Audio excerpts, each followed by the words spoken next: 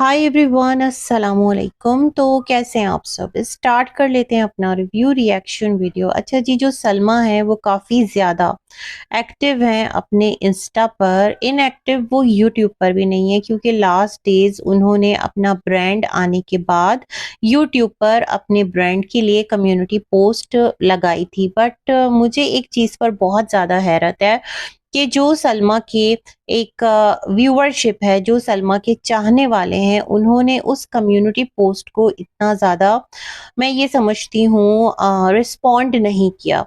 Reason ये भी हो सकता है कि इतना टाइम हो गया है और सलमा अपने चैनल पर इस तरह से एक्टिव नहीं है कि वो कोई भी वीडियो नहीं डाल रही, कोई भी शॉर्ट शेयर नहीं कर रही। मतलब व्लॉगिंग कंप्लीटली स्टॉप है सलमा के चैनल पर। बट बात वही है ना, जितने लोग सलमा के चाहने वाले हैं वो इस कम्युनिटी पोस्ट को रीशेयर कर सकते थे, बहुत सारा कुछ हो सकता था, लेकिन वो रिस्पॉन्स सलमा को यहाँ पर नहीं मिला उनके चैनल पर। रीज़न अल्लाह बेहतर जानता है।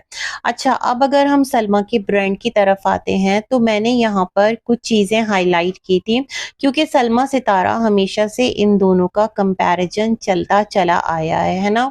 और मैंने ये कहा था कि जो आइडियाज़ हैं, जो डिज़ाइंस हैं, जो सलमा लेकर के आई हैं, वो भी रियल या ओरिजिनल नहीं है, वो भी कॉपीड हैं, वो भी कहीं से लिए गए हैं। और जो एक ड्रेस लेकर आई थी ना सलमा, एक ही तो अभी उन्होंने ड्रेस अपलोड किया है, बाकी तो अबाया है, एक टू फेस्ड अबाया है और एक फराशा।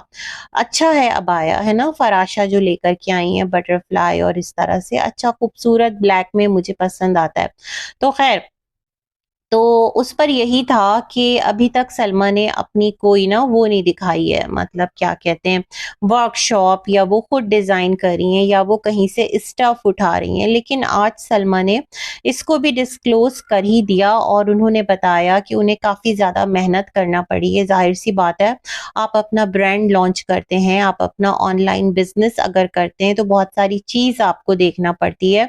रिस्क का मार्जिन होता है, आपको प्रॉफिट भी हो सकता है, आपको लॉस भी हो सकता है, क्योंकि जब तक आप रिस्क लेंगे नहीं, आप आगे बढ़ेंगे कैसे, है ना।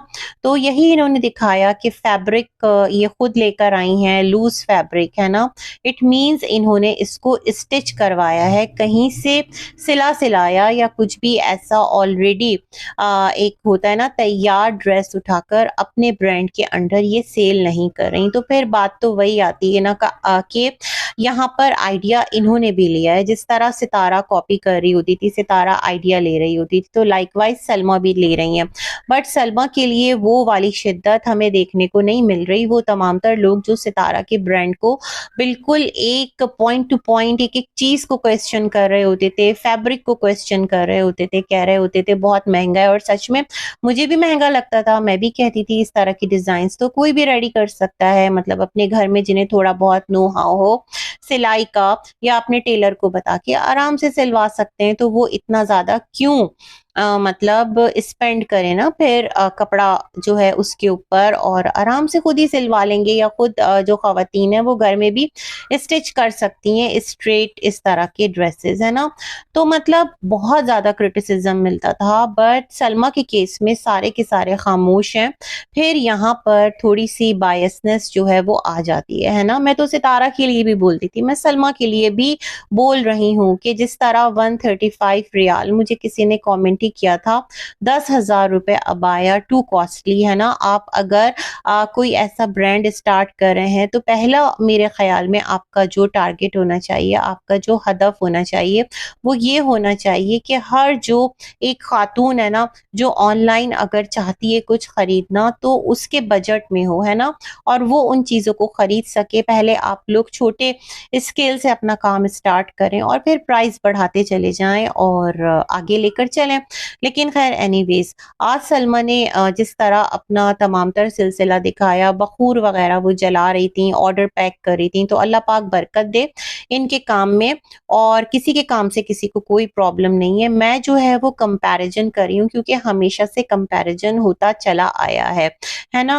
तो फिर इन्होंने कहा कि बड़ा मुश्किल है, रातों की नींदें इनकी हराम हुई हैं, जॉब भी करती हैं, घर भी देखती हैं, बट यहाँ पर सलमा थोड़ा सा क्रेडिट अपनी दोनों बच्चियों को भी देना। आपकी जो दोनों बेटियां हैं माशाल्लाह वो आपके साथ काफ़ी हेल्पफुल हैं, आपका काम में पहले भी हाथ बटाती आई हैं और अभी भी माशाल्लाह वो बहुत ज़्यादा मुझे लगता है आपके साथ तमाम तर चीज़ों को मैनेज करती होंगी, लेकर के चलती होंगी। और एक घर का बिज़नेस है तो उसमें उनका भी एफ़र्ट होगा, ऐसा तो नहीं कि उनका साथ या उनका सपोर्ट आपको नहीं होगा।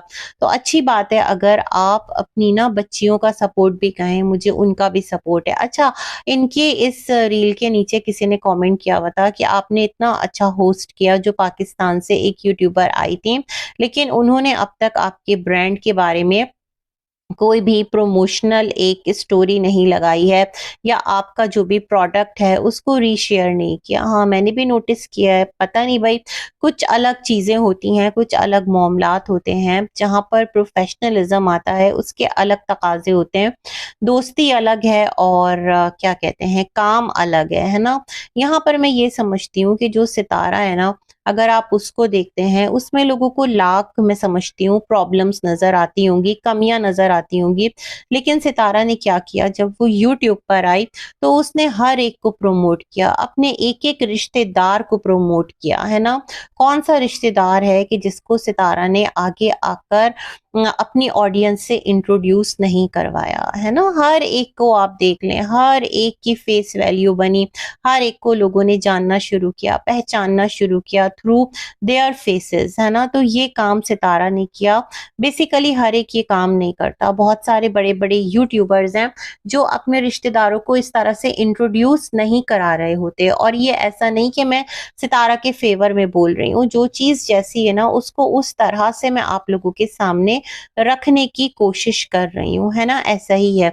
अच्छा, फिर आगे सलमा ने स्टोरी शेयर की है ध्रुव राठी की, और वो स्टोरी किसी एक वॉर पर है ना? और ये सब लोगों ने देखा होगा जब ये मुद्दा चला था और इनका एक अपना स्टेटमेंट आया था, तो क्या सलमा उस इशू को अपने लाए हुए मसले के साथ रिलेट कर रही हैं? अगर रिलेट कर रही हैं तो मुझे नहीं लगता यहाँ पर कोई तालमेल है, कोई एक यहाँ पर आपके और उस ग्लोबल इशू के दरमियान कोई एक ना वो मिलता है, कोई एक सीक्वेंस है, बिल्कुल भी नहीं है। जिस इशू के बारे में ध्रुव राठी बात कर रहे हैं कि न्यूट्रल होना प्रिविलेज है, मतलब आप कह दें कि आप न्यूट्रल हैं क्योंकि आपके घर पर ये मसले नहीं हो रहे, है ना?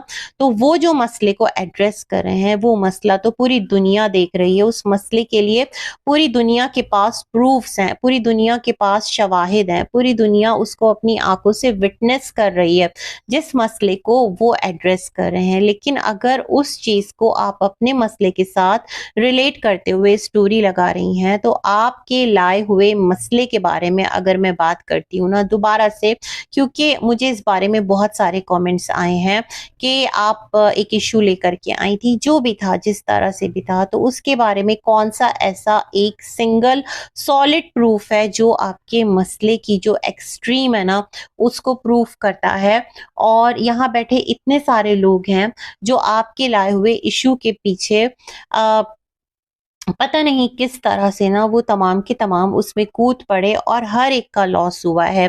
हर एक ने यहाँ पर एक दूसरे को बुरा भला कहा, एक दूसरे को ज़ेड ज़ेड के नाम से पुकारा, मतलब किसी को ज़ेड के नाम से पुकारना ट्रेंड बन गया, है ना? इससे पहले कोई किसी को इन नामों से पुकारता नहीं था। कोई आपको सपोर्ट करे तो किसी के लिए वो ज़ेड है, कोई सितारा को सपोर्ट करे तो किसी के लिए वो ज़ेड है। मतलब ज़ेड का वर्ड इतना ज़्यादा नॉर्मलाइज़ हो गया कि जिसका कि शायद आपने कभी ख्वाबो ख्याल में भी नहीं सोचा होगा, है ना? तो मुझे पता नहीं क्यों लगा कि आप अपने इशू को रिलेट कर रही हैं उस ग्लोबल और एक इंटरनेशनल इशू के साथ।